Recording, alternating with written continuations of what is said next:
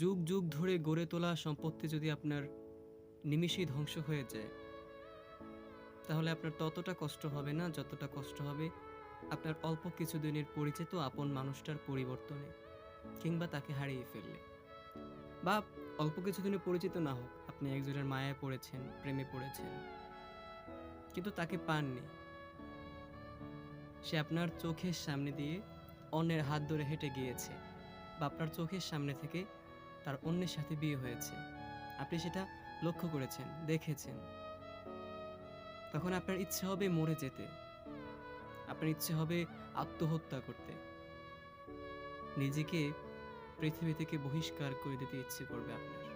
কিন্তু ধরেন আপনি 30 থেকে 40 বছর ধরে অনেক টাকা জমিয়েছেন, অনেক সম্পত্তি করেছেন, দালান করেছেন, বাড়ি করেছেন, গাড়ি করেছেন, সেগুলো ধ্বংস হয়ে গেল। আপনার দালানটা ভূমিকম্পে ধ্বংস হয়ে গিয়েছে, আপনার টাকা লুটপাট হয়ে গিয়েছে, ডাকাতি হয়েছে, আপনার বাসায় রাখা স্বর্ণালঙ্কার সব ডাকাতি হয়ে গিয়েছে, ছিনতাই হয়েছে, আপনার সবকিছু ধ্বংস হয়ে গিয়েছে। আপনি তখন নিজেকে অনেক কষ্ট পাবেন, ঠিক অনেক কষ্ট পাবেন, মরে যেতে ইচ্ছে করবে, কিন্তু ওই যে আপন মানুষটার বদলে যাওয়া বা আপন মানুষটা পাননি এই জন্য যতটা কষ্ট হয়েছে ততটা হবে না। হয়তো আপনার মরে যেতেও ইচ্ছে করবে না, নিজেকে স্ট্রং ভাববেন যে পৃথিবীতে বাঁচবো কয়দিন, পৃথিবীতে বাঁচবো কয়দিন, সম্পত্তি দিয়ে কি হবে। কিন্তু যখন আপনার মানুষটা অন্য কারো হয়ে যাবে, যখন আপনার মানুষটা আহ, অন্য কারো হাত ধরে আপনার সামনে দিয়ে হেঁটে যাবে, তখন আর এটা ভাববেন না যে বাঁচবো কয়দিন, মায়া করে কি হবে। তখন এটা ভাববেন না, তখন ভাববেন যে আমি পৃথিবীতে বেঁচে আছি কেন, পৃথিবীতে আমার থাকাটা অনর্থক, অর্থহীন। আমি বেঁচে থেকে পৃথিবীর কোনো লাভ হচ্ছে না, বরং পৃথিবীর ক্ষতি হচ্ছে, আমার ক্ষতি হচ্ছে, আমার কষ্ট হচ্ছে। আমি বরঞ্চ চলেই যাই, আত্মহত্যা করি। মানুষ সবসময় তার প্রিয় মানুষটাকে কামনা করে, সবসময় চায়।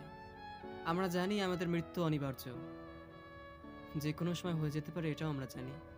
আমরা তবুও আমাদের মানুষকে নিয়ে স্বপ্ন দেখি, অনেক স্বপ্ন, ভালোবেসে স্বপ্ন দেখাই, মানুষটাও দেখায়। আমরা মৃত্যু নিশ্চিত, ভবিষ্যৎ অনিশ্চিত জেনেও আমরা ভবিষ্যৎ নিয়ে অনেক পরিকল্পনা করি। এটা করব, সেটা করব, তোমার সাথে এটা করব, তুমি কখনো ছেড়ে যাবে না, তোমাকে ছাড়া থাকতে পারবো না, ইত্যাদি অনেক কিছু। কিন্তু কিন্তু যেখানে আমাদের মৃত্যু নিশ্চিত, ভবিষ্যৎ অনিশ্চিত, তবু আমরা ভবিষ্যৎ নিয়ে চিন্তা করি।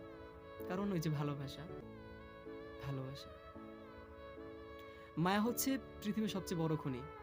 মায়া, স্মৃতিচারণ, এগুলো আসলে মায়া থাকলেই তো স্মৃতিচারণ হয়, তাই না?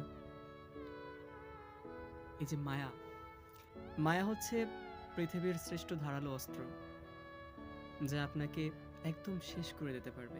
আপনাকে আঘাত করবে না, শারীরিক আঘাত করবে না, কিন্তু ওই মায়া আপনাকে দ্বারাই আপনাকে মেরে ফেলবে।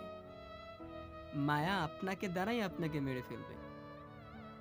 মানে এতটা মায়া হবে, এতটা স্মৃতিচারণ হবে যে আপনি ভাববেন আমি আমি বেঁচে থাকতে চাই না। যেখানে আমি যাকে চেয়েছি, আমার কিসের কমতি ছিল?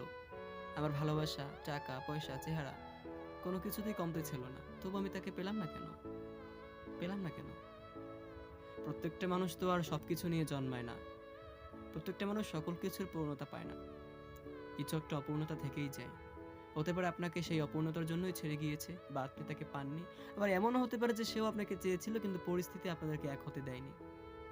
পারে না? অবশ্যই পারে। আপনি চাইবেন আপনার মানুষটা আপনার হোক, অন্য কারো না হোক। আপনি চাইবেন আপনার মানুষটা আপনার বুক জুড়ে থাকুক, আপনার হৃদয় জুড়ে থাকুক।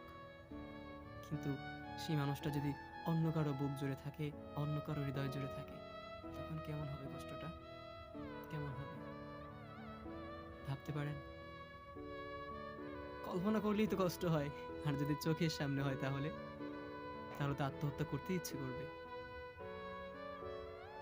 আত্মহত্যা সমাধান না, আমরা জানি, কিন্তু আমরা যে ওই কষ্টটা নিতে পারি না। আমরা ওই কষ্টটা মূলত নিতে পারি না যে আমার মানুষটা কেন অন্যের সাথে থাকবে। মানে যে আমার হওয়ার কথা ছিল, সে এখন অন্যের হাত ধরে পায়চারি করছে পার্কে, অন্যের সাথে বাদাম খাচ্ছে পার্কের কর্নার বেঞ্চিতে। এটা আমরা আসলে নিতে পারি না। এটা এটা আমরা নিতে পারি না। আমরা জানি কবরের আযাব অনেক ভয়ঙ্কর, আমরা জানি কবরের আযাব অনেক ভয়ংকর। আমরা কবরের ভয়ংকর কষ্ট গ্রহণ করতে চাই, দুনিয়ায় আমার মানুষটা অন্য কারো হয়ে যাচ্ছে, অন্য কারো সাথে হাঁটছে, এই দেখার, এই যে এই সহ্য করতে না পারার ভয়ংকর কষ্ট থেকে বাঁচার জন্য।